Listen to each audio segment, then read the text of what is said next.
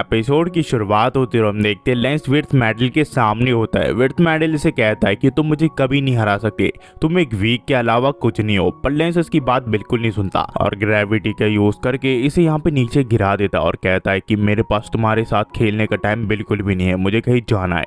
पर जो मेडल है वो कहता है कि लगता है तुम्हें काफी जल्दी है, जिसके बाद वो मिट्टी में बदल जाता है। लेंस सोचता है कि आखिरकार ये कहाँ गया और ये लेंस के पीछे आ जाता है और कहता है कि ग्रेविटी मैजिक ये काफी बड़ा सरप्राइज था, लगता है तुम्हारे साथ लड़ने में मजा आने वाला है। जिसके बाद हम देखते हैं जो विर्थ मेडल है वो लेंस के ऊपर हमला कर देता है, पर लेंस यहाँ पे ग्रेविटी का यूज करता है जिस वजह से मेडल एक जगह फंस जाता है और उसके सारे क्लोन्स गायब हो जाते हैं। पर मेडल यहाँ पे हार नहीं मानता, वो इसे कहता है कि तुम मुझसे कभी नहीं जीत सकती।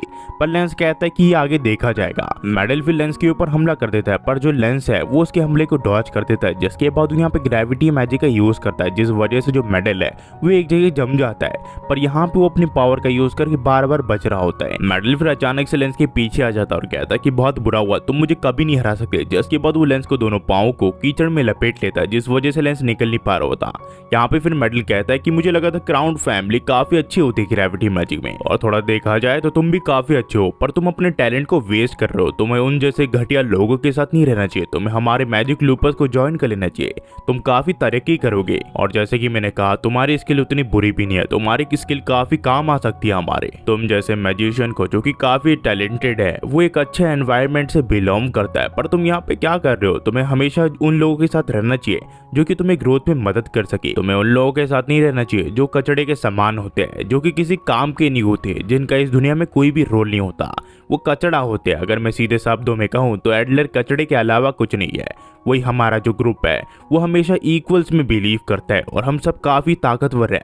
मैजिक लूपर्स काफी अमेजिंग है जहाँ पे टैलेंट भरे हुए हैं। पर लेंस से कहता है कि अगर मुझे ताकतवर बनना ही है तो मुझे एनवायरनमेंट की कोई जरूरत नहीं है, वो मेरे लिए मैटर नहीं करता। तो ये कहता है कि तुम्हारा मतलब क्या है। तो लेंस कहता है तुम अभी भी समझ नहीं आया, तुम मेरे लिए एक सेकंड रेट मैजिशियन हो और मुझसे काफी नीचे हो। तो मेडल कहता है कि लगता है तुम्हें अभी भी अपनी सिचुएशन समझ में नहीं आ रही है, तुम चाहे जितनी कोशिश कर लो तुम मुझे कभी नहीं हरा सकते। पर उतने में लेंस यहाँ पे ग्रेविटी मैजिक का यूज करता है और उसे एक साइड दीवार के पटकने लग जाता है, पर ये कहता है कि इसका कोई भी फायदा नहीं है, तुम मुझसे कभी नहीं जीत सकते। और अपनी कीचड़ की मदद से बच जाता है और कहता है कि जब तक उसे पता नहीं चलता कि मैं क्या ट्रिक यूज कर रहा हूँ वो मुझसे कभी नहीं जीत सकता, वो चाहे जितनी ग्रेविटी मैजिक का यूज कर ले। पर अचानक से हम देखते हैं लेंस कुछ पत्थरों को इसकी तरफ फेंकता है। मेडल काफी हैरान हो जाता है और वो सोचता है कि वो उन पत्थरों का यूज कर रहा है जो हमारी लड़ाई से टूट गई थी और वो मेरी तरफ फेंक रहा है। या इस लड़के को रियलाइज हो गया कि इसकी ग्रेविटी से बचने के लिए मैं कौन सी ट्रिक का यूज कर रहा हूँ। तो लेंस उतने में इसे कहता है कि तुमने कहा था कि लोग ताकतवर जब भी बनते हैं जब उनका एनवायरनमेंट बेटर होता है। अगर तुम्हारी लॉजिक से माना जाए तो जो मेरा एनवायरनमेंट है वो तुमसे काफी आगे है, जिस वजह से मैं तुमसे ताकतवर हूँ। तो यहाँ पे मेडल सोचने लग जाता है कि मैं 2 मार्क के साथ पैदा हुआ था, साथ ही साथ मैं मिडिल स्कूल से ईस्टर्न साइड में हूँ और मैंने मैजिक लूपर्स को जब भी ज्वाइन किया जब उन लोगों ने मुझे इनवाइट किया। आखिरकार मैं इसे कैसे हार सकता हूँ, मैं जैसे वीक से काफी ज्यादा ताकतवर हूँ, आखिरकार मैं इसके सामने टिक क्यों नहीं पा रहा। आखिरकार ये इतना वीक होने के बावजूद मुझे कांटे की टक्कर कैसे दे रहा है। पर उतने में हम देखते हैं जो मेडल है वो कहता है कि लगता है तुम थोड़े भावुक हो गए, तुम्हें लगता है तुम मुझे कभी हरा सकते हो फर्स्ट ईयर वाले, मैं तुमसे काफी ताकतवर हूँ। और जो हमारे मैजिक लूपर्स वाले हैं वो हमें कुछ एसेंस देते हैं जो कि उन लोगों से बना हुआ होता है जिन लोगों के हमने मैजिक चुराया है। जिसके बाद ये उस ड्रिंक को पी लेता है और हम देखते हैं जो मेडल है उसकी जो ताकत है वो काफी बढ़ जाती है और वो कहता है कि लगता है मुझे अब दिखाना पड़ेगा कि हम दोनों में से कौन सही है। और मेडल यहाँ पे कीचड़ का दाना बना देता है और कहता है कि तुम्हें पता है मैजिशियंस की लिमिट होती है, जो सिंगल लाइनर्स होते हैं वो कुछ भी नहीं कर सकते, उनकी जो ताकत है वो डबल लाइनर से काफी कम होती है और वही डबल लाइनर जो है वो डिफरेंट लेवल पे होते हैं, उनकी जो ताकत है वो सिंगल लाइनर से 2 गुना होती है। जिस वजह से जो मैजिक हम यूज कर सकते हैं वो मैजिक तुम कभी भी यूज नहीं कर सकते, वो तुम सिर्फ ख्वाब में देख सकते हो और तुम इस चीज की वर्दी भी नहीं हो। हमें फिर मेडल का पास दिखाया जाता है जहाँ वो काफी मेहनत करता था ताकि वो एक अच्छा मैजिशियन बन सके और वो साथ ही साथ डबल लाइनर भी था। तो इसके माँ बाप ने सिर्फ ये सिखाया होता है इन्हें कि जिनके पास मैजिक होता है वही सब कुछ होते हैं और जिनके पास नहीं होता वो किसी काम के नहीं होते, तो तुम्हें उन जैसा बिल्कुल भी नहीं बनना है। और जो मेडल है वो कहता है कि मेरे एप्टीट्यूड से मैं इस जगह पे सिलेक्ट नहीं हुआ हूँ, मैं काफी ज्यादा वर्दी हूँ और मैं ताकतवर भी हूँ, मेरे जैसा मैजिक कोई भी यहाँ पे कर नहीं सकता। मेडल फिर लेंस को कहता है कि तुम उन जैसे फ्लंक्स के साथ घूमते रहते हो, इसी वजह से तुम वर्थलेस हो, जिस वजह से तुम मेरे लेवल को कभी भी अचीव नहीं कर सकते। पर लेंस लेंस से कहता है कि तुमने उन्हें फ्लंकीज कहा पर तुम्हें उनके बारे में कुछ भी नहीं पता, तुम्हें पता भी है वो क्या है। उसने मुझे एक इम्पोर्टेंट चीज के बारे में याद दिलाया जो कि मेरे लिए काफी इम्पोर्टेंट था। जब भी मैं उसे देखता हूँ मुझे अपने बारे में याद आ जाती है जैसा मैं पहले हुआ करता था। इस वजह से मैं अपने अलावा किसी को भी उनका मजाक उड़ाने नहीं दे सकता। जिसके बाद हम देखते हैं जो लेंस है वो अपने पावर का सेकंड फॉर्म यूज करता है जो कि काफी ताकतवर होता है। ये कहता है आखिरकार ये इतने सारे बम्बूस को हमारे साइड में खड़ा करके क्या करना चाहता है। लेंस से बताता है ये सारे पिलर्स ग्रेविटी से बने हुए हैं, जिसका मतलब ये जितने भी चीजें हैं वो अपनी तरफ खींचते हैं, जिसका मतलब जो तुम्हारे ये मॉन्स्टर है वो कुछ ही देर में टुकड़ों टुकड़ों में बंटने वाला है। और ऐसा ही होता है, ये मॉन्स्टर चारों तरफ से खींचता है जिस वजह से ये मॉन्स्टर मारा जाता है। ये सोचता है कि आखिरकार मैं इसे हरा क्यों नहीं पाया जबकि मैं इतना ताकतवर हूँ और ये मेरा काफी ज्यादा ताकतवर स्पेल था, पर फिर भी मैं इसे हरा नहीं पाया। हमें फिर इसका एक पास दिखाया जाता है जहाँ इसके फादर इसे कहते हैं कि तुम बरियो ऑफ मैजिक में अकेले जाओगे, तुम्हारा कोई फायदा नहीं है, इसी वजह से तुम मेरे लिए वर्दी नहीं हो। मुझे नहीं पता तुम कब ऐसी चीज करके दिखाओगे कि मुझे पता चले तुम किसी चीज के लायक हो। फिर हम देखते हैं जो लेंस है उसे प्रेजेंट डे में एक बुक देता है और कहता है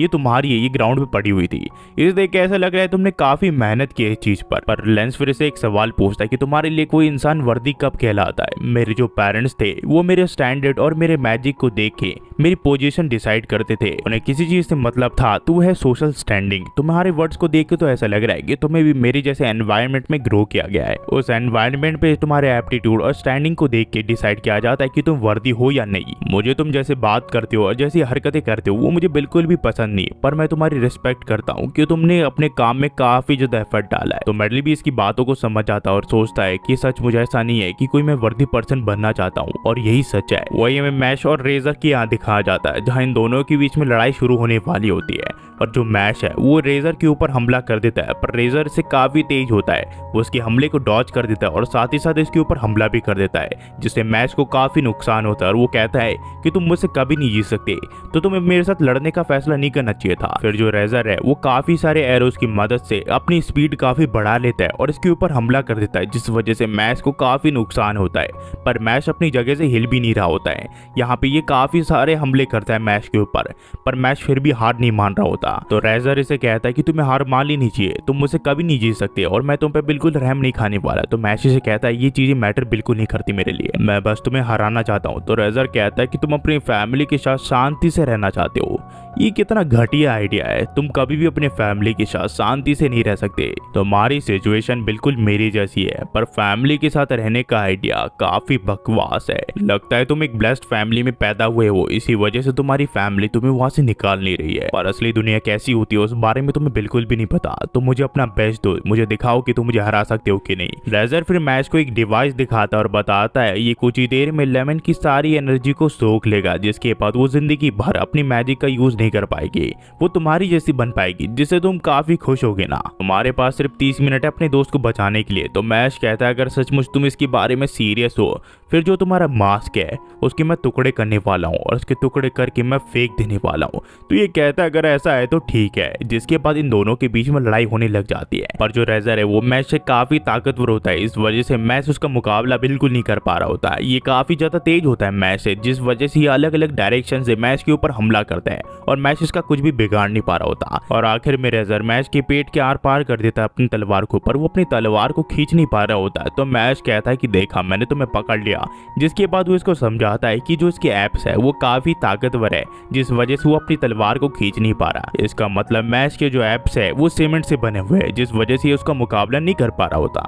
हम देखते फिर जो मैच है उसके मांस के टुकड़े कर देता अपने सर से, जिसकी वजह से इसके मांस के टुकड़े टुकड़े हो जाते हैं और यहाँ पे इसका असली चेहरा सामने आ जाता है। और जब मैच इसकी आंखों को देखता है तो वो आंखें लाल होती है। तो मैच कहता है कि तुम्हारी आंखों में कुछ प्रॉब्लम है क्या, या फिर तुम्हारी जो नसें वो खिंच गई है, इस वजह से तुम्हारी आंखें लाल हो चुकी है। तो ये कहता है कि लगता है तुम्हें इस आंखों के बारे में कुछ भी नहीं पता। तो मैच कहता है कि मुझे माफ करना। ये कहता है ऐसी कोई बात नहीं है, इन आंखों को ईवल आई कहा जाता है। ये आई ऑफ डेविल है जो कि टेम्पररी किसी भी मैजिशियन को मैजिक करने से रोक देता है। मैजिक ही इस दुनिया में सब कुछ है और उनके लिए मैं काफी बड़ा खतरा हूँ और इसी वजह से वो मुझे टारगेट करना चाहते हैं। तो मैच कहता है कि मुझे काफी बुरा लग रहा है कि तुम ये मुझ पे यूज नहीं कर सकते। ये कहता है ऐसी कोई बात नहीं है, नेचुरली मैं सारे मैजिक यूजर्स का दुश्मन हूँ, इसी वजह से कोई भी मुझे प्यार नहीं करता, यहाँ तक कि मेरे पेरेंट्स ने मुझे अकेला छोड़ दिया। मेरा इस दुनिया में कोई भी नहीं है जो कि मेरी परवाह करता हो, पर तुम जैसे लोग कभी भी नहीं समझेंगे जो कि अपनी फैमिली से काफी ब्लेस्ड होते हैं कि मैं किन किन हालातों से गुजरा हुआ हूँ। इस दुनिया में कुछ ऐसे लोग होते होते हैं जिन्हें कभी भी इस दुनिया में पैदा होना नहीं चाहिए था। जिसके बाद यहाँ पे एक बैरियर बना देता है जहाँ पे हम कुछ एरोस को देखते हैं जो कि ऊपर नीचे का इशारा दे रहे होते हैं। जो मैश है उसके पास नीचे वाला एरो आता है,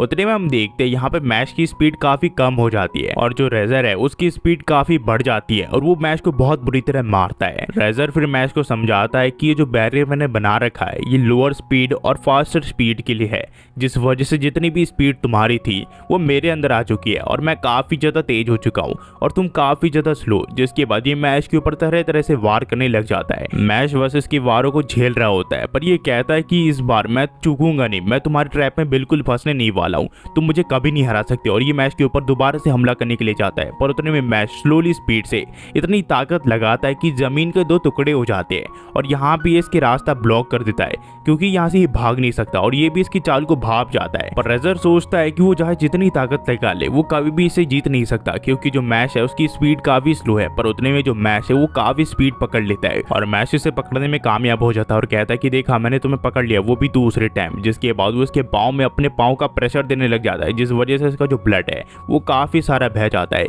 ये फिर यहाँ पे रेजर को जोरदार पंच मारता है जिस वजह से वो बैरियर के बाहर निकल जाता है। ये सोचता है कि आखिरकार मेरा इतना ताकतवर स्पेल भी इसे हरा नहीं पा रहा, आखिरकार ये किस मिट्टी का बना हुआ है। जिसके बाद हम देखते हैं इसका जो बैरियर का असर है वो भी खत्म हो जाता है और जो मैश है वो अपनी पूरी रफ्तार में आ जाता है और इसे बहुत बुरी तरह मारता है।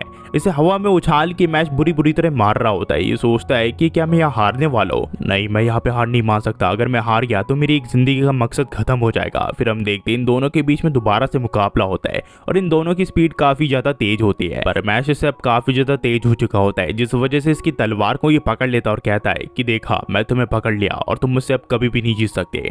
और ये रेजर को बहुत बुरी तरह मारता है। ये इतनी बुरी तरह से मारता है कि रेजर उठ नहीं पा रहा होता। जिसके बाद ये इसे एक चौक स्लैम देता है और इसे जमीन में पटक देता है। जिसके बाद रेजर कहता है कि क्या होता अगर मैं एक नॉर्मल बच्चे की तरह पैदा हुआ होता। रेजर फिर मैश को अपनी कहानी बताने लग जाता है और कहता है कि जब वो काफी ज्यादा यंग था उसी टाइम उसकी आंखों के बारे में उसके माँ बाप को पता चला, वो काफी ज्यादा शौक हो गए। मैं गॉड ऑफ मैजिक के लिए एक श्राप से कम नहीं था क्योंकि मेरे पास डेविल आई थी। जिसके बाद मेरे माँ बाप ने मुझे एक चेम्बर में बंद कर दिया और ये मान लिया कि मैं इस दुनिया में एग्जिस्ट करता ही नहीं हूँ, पर वो मुझे टाइम पे खाना दे दिया करते थे। पर एक दिन जब मैं काफी बड़ा हो चुका था तो मेरे माँ बाप ने मुझे मारने की कोशिश की। वो काफी ज्यादा थक चुके थे। वो जब भी मुझे देखते हैं उन्हें मुझे देख के घिन आती थी। उस दिन मुझे रियलाइज हुआ कि अच्छा तो ये होता कि मैं इस दुनिया में कभी पैदा ही नहीं हुआ होता। पर उसके बावजूद लॉर्ड एबेल को मेरी जरूरत है।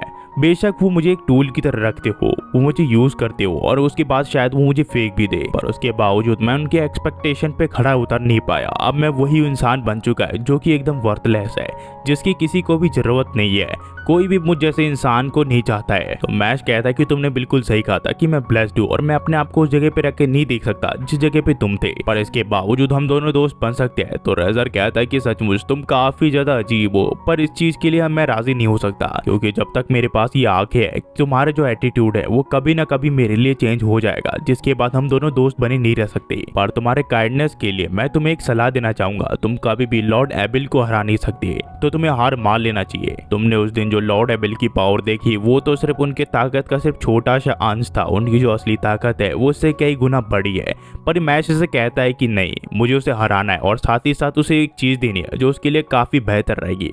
और हाँ, एक और बात, चाहे तुम्हारे आंखों के बारे में जितना लोग कह ले, चाहे तुम्हारे बारे में लोग जितना भी कह ले कि तुम कितने ज्यादा बुरे हो, पर उसके बावजूद जो मेरा एटीट्यूड है वो तुम्हारे प्रति कभी भी चेंज नहीं होगा, क्योंकि मेरे पिता ने मुझे ऐसा बड़ा किया है जो कि मैजिक यूज नहीं कर सकते हैं।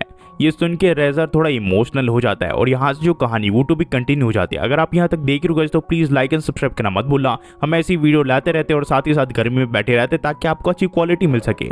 आपको कहानी कैसे लगी और हमारी एक्सप्लेनेशन कैसे लगी आप हमें कमेंट बताना मत भूलना।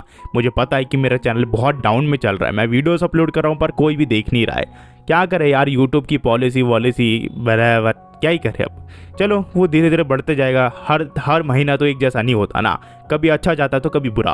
तो आखिर में क्या ही कहूँगा, thanks for watching. Next video में मिलते हैं।